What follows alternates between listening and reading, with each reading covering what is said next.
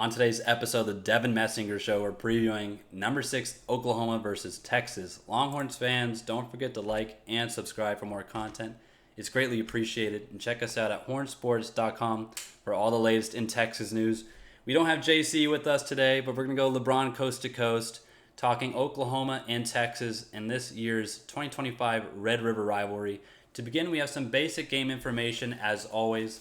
The game is on the 11th at 2:30 p.m. Central Time at the Cotton Bowl in Dallas, Texas, televised on ABC. The Longhorns, for crying out loud, the Longhorns are favored by 1.5 points. And there's a little laugh there, and I don't mean to be disrespectful, but it is Las Vegas that sets the betting odds for these games. And I don't know what they've seen after Texas has limped into this Oklahoma matchup, not with the win, but with their bodies hopefully intact after just a grueling game against Florida on the road in which the Gators won 29-21. And they honestly beat Texas in all facets and aspects of the games. But not only that, but physically and mentally, as I was talking about, Texas going to be drained after that one. Can they bounce back here against Oklahoma, their number one rival? Time will tell, but first, we're going to look at the Oklahoma Sooners, do a little scouting report, and then we're going to talk a little bit more about Texas later on in the video. To begin for Oklahoma, there's a reason to be excited at quarterback, and it looks like he's going to be returning this week against the Longhorns. Most likely, there's going to be some, just different thoughts thrown out by Brent Venables, as I would do myself if I was head coach, saying that Mateer's not going to be ready yet, but John Mateer, coming back from an injury after injuring his hand earlier in the year, had surgery to repair this, was supposed to be back a couple weeks later, but again, if there's a chance you're going to play against Texas in the Red River game, you're going to do so. Mateer was an early season Heisman favorite and has been replaced quite well by Michael Hawkins, I believe the third. Let's see, the junior. I got a little ahead of myself. Maybe he'll have a third one day. But Mike Hawkins Jr., he actually played against Texas last year in the Red River game, that being Mike. And his wideouts were not with him for that game, unfortunately, as Oklahoma was missing a lot of their star power offensively due to injury, and it did not go well for Hawkins. However, if he does play in this game, signs are looking up just given the recent Texas play, but also the fact that Oklahoma has a plethora of weapons offensively. But again, it looks like Mateer is going to be the guy in this game for the Sooners. And he's leading the 46th ranked scoring offense in the nation. Doesn't sound too amazing, but that is in the upper third of the country.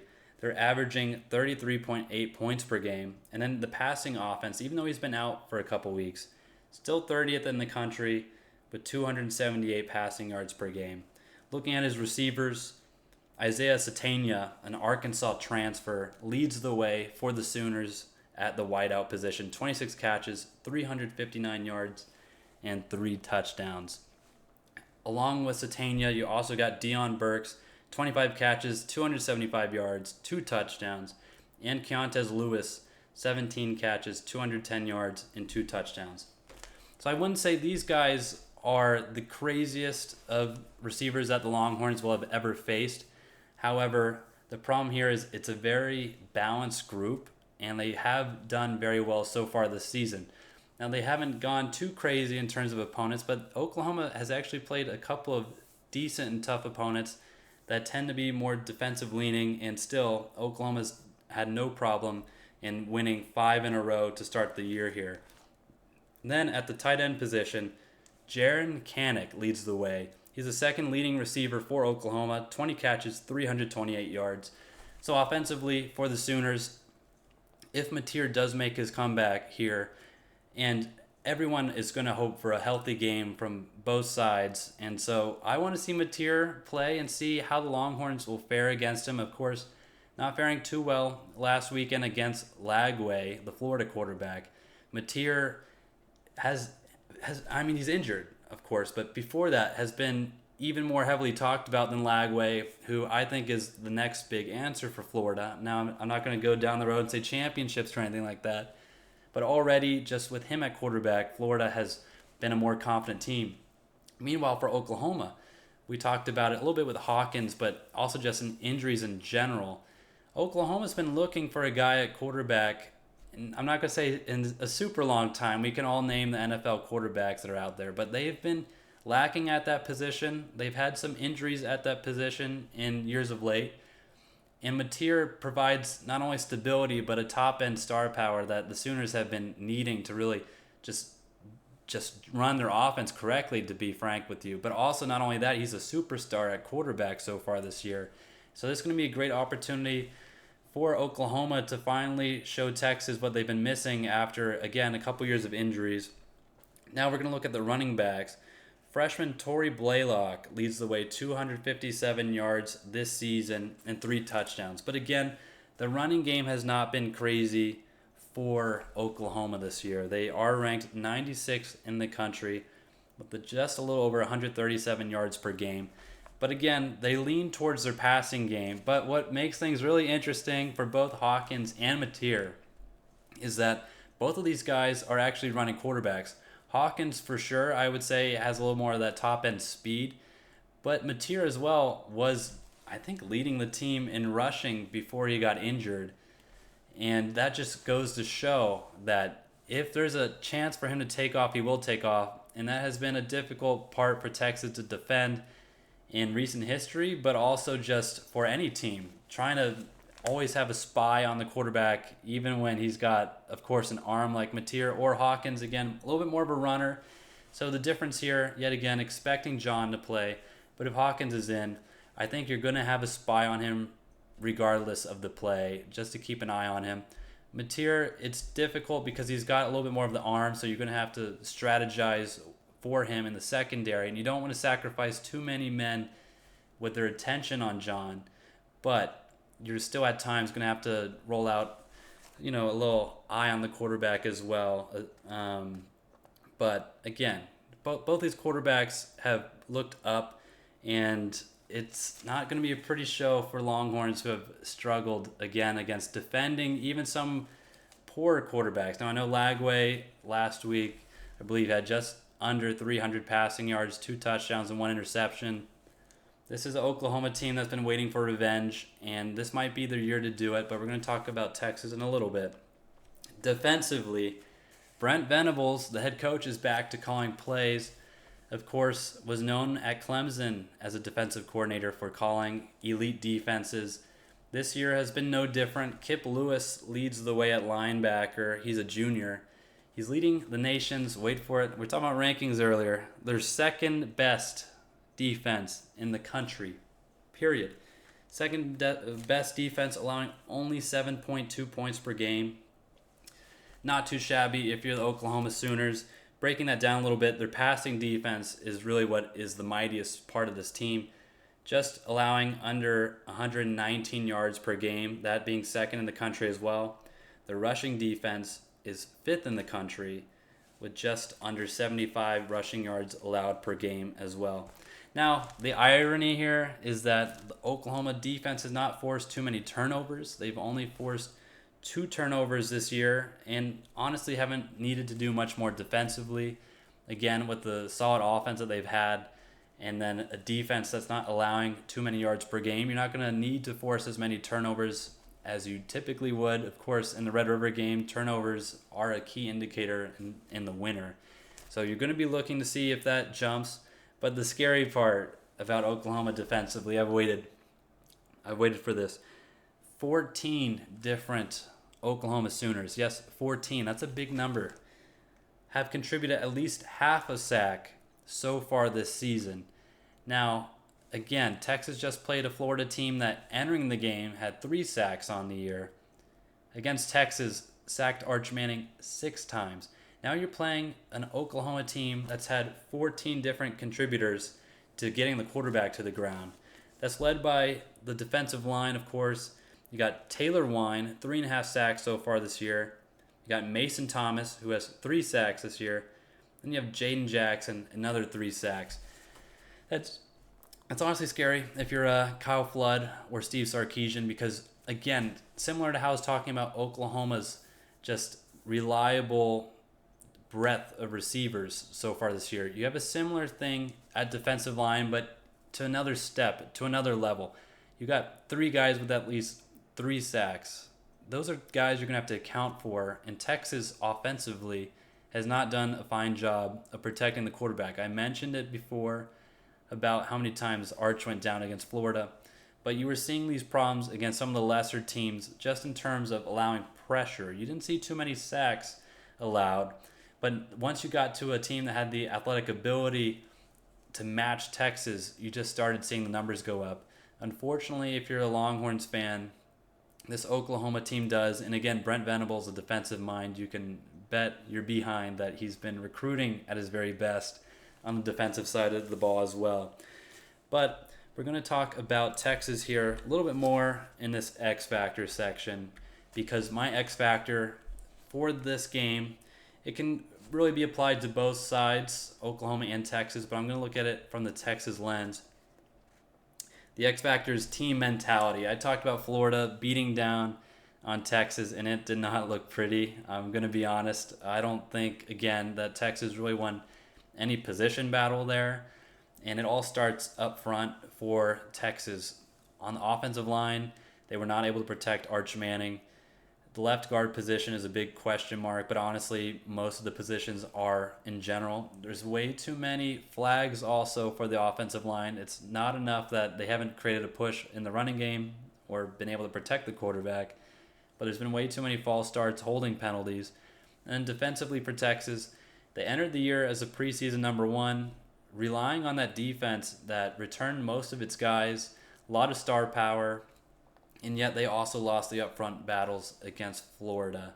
So my question here in the X Factor is the mentality. What is Texas going to enter this game with from a mental perspective? They just got beat down by Florida in an embarrassing fashion, if I'm being honest. Now you're playing your biggest opponent. You can either come into this game still pouting over the last game or seeing this as an opportunity to bounce back and beat the Sooners.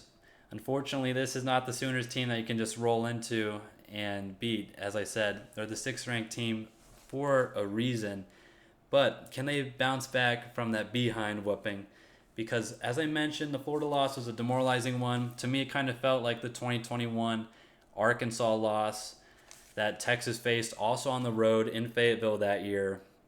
And I did want to mention that season, after facing Arkansas, the team went on to only win 4 more games, drop 6.